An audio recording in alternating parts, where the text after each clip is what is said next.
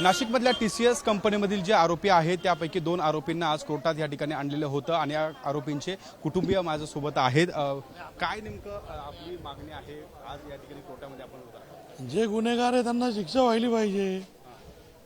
जे गुन्हेगार नाही त्यांना येतो खोट्या केसेसमध्ये घेऊन आणि त्यांच्यावरती अत्याचार, त्यांच्या घरचे हैराण, त्यांचे नातेवाईक हैराण परेशान, पूर्ण समाजाची बदनामी करायचं काम चालवलं आहे नाशिक शहरात।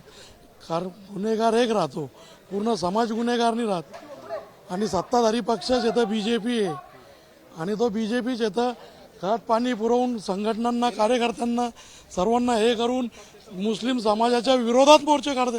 मुस्लिम समाजाचा काय संबंध आला? तो मुस्लिम समाजात जन्माला आला तर त्यांनी का चूक केलं का, पाप केली का? पूर्ण समाजाला टार्गेट करायचं। तुम्ही नातेवाईक आहात, तुम्ही कोर्टामध्ये होता, मारहाण झाल्याचं देखील सांगितलं गेलं। काय आपली मागणी आपण त्या ठिकाणी कोर्टामध्ये होता? जे गुन्हेगार आहे त्यांना शिक्षा व्हायला पाहिजे। जे गुन्हेगार नाही आहे, ज्यांना बळजबरी टार्गेट केलं जाऊ राहिलं, त्यांना जे दोषींना आहे ना शिक्षा झालीच पाहिजे। जे त्या प्रकरणात दोषी आहे, प्रेम प्रकरणाचं प्रकरण ते FIRच्या येतं, FIRच्या कॉप्या येतं, सर्व पोस्ट कॉपी येऊ राहिली, पेस्ट येऊ राहिली। एकच FIR, त्याच्यात काही हे नाही। आणि बाहेर तुम्ही पण मीडियावाले कॉर्पोरेट जे आहात, अरे पूर्ण मुस्लिम समाजाला आहे ना, ऐका सर्व सांगतो मी, सब बोलता हूँ। मुस्लिम समाज का एक लड़का काम कर रहा है, तो रजा मेहमान जो है तो माझा पुतण्या आहे। आणि सर्व येतात, समाजाला टार्गेट नाही करायचं राहत, समाजाला टार्गेट नाही करायचं राहत। जे दोषी आहे त्यांना शिक्षा द्या, फाशी द्या, आम्ही त्याला पाठीशी घालत नाही।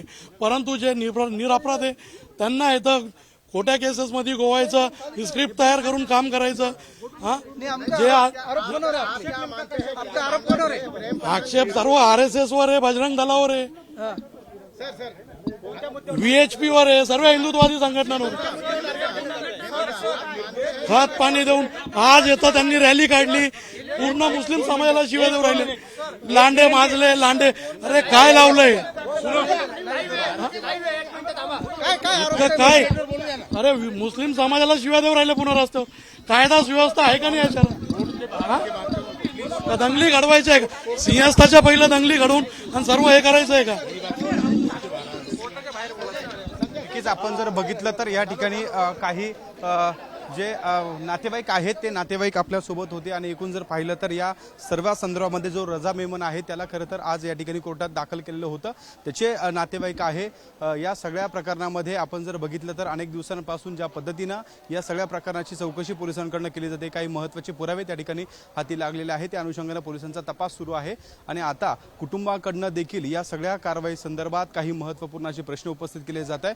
पोलिसांच्या कारवाई संदर्भात देखील काही प्रश्न उपस्थित केले जातात। त्यामुळे या सगळ्या प्रकरणामध्ये आता पोलिसांकडनं कोर्टात नेमकं काय काय मुद्द्यावर त्या ठिकाणी मांडलं जाईल हे बघणं देखील आता तितकंच महत्त्वाचं असणार आहे। कॅमेरामन किरण कटरेसह शुभम बोडके, ABP माझा, नाशिक। ABP माझा, उघडा डोळे बघा नीट।